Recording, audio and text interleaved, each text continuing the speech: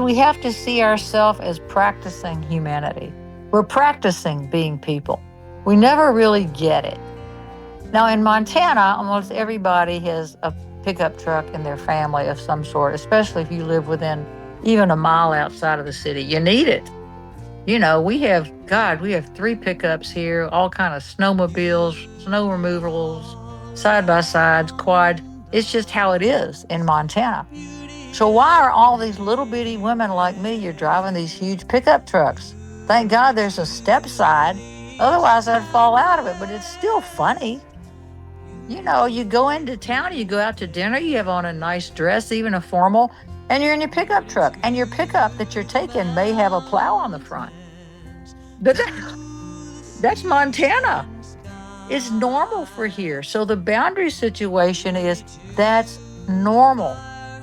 A gal that used to work for Zoliart, her daughter came, she wanted to show me her prom dress.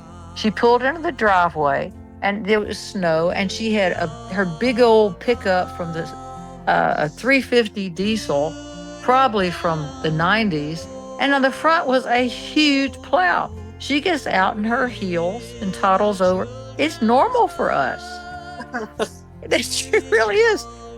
But it's not normal if you're not used to it. When we moved to Montana 14 years ago, 13, 14 years, I, I asked Tom, I said, it's June, so it's hunting season? He said, well, no.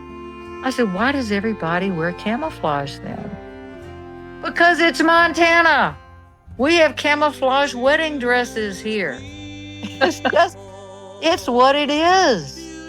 It's just what it is. It's a totally different environment than my niece, who is very sophisticated. Zoe lives in New York. She's going to college up there, getting her master's. She's very sophisticated. They would be humiliated by this, but I might be humiliated walking around their environment not knowing what's normal. So there's your boundary thing. You got to be tolerant. There's a statement, an old Italian statement, paese. Is it Italian or Latin? Italian. Paese che vai, usanza che trova. When in Rome, do as the Romans do.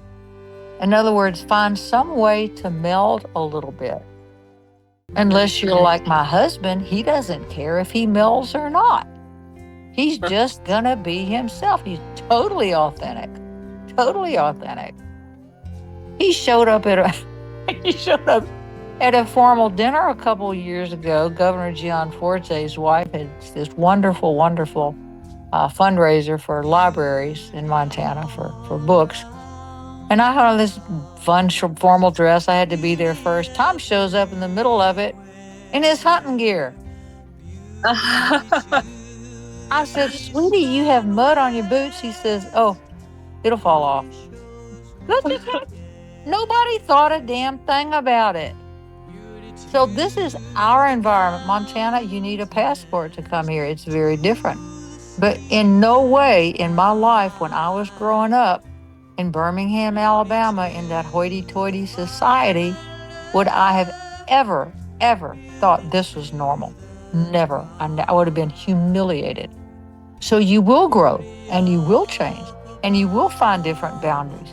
But wherever you are, try to find some way to look at how other people are doing things. It can hurt.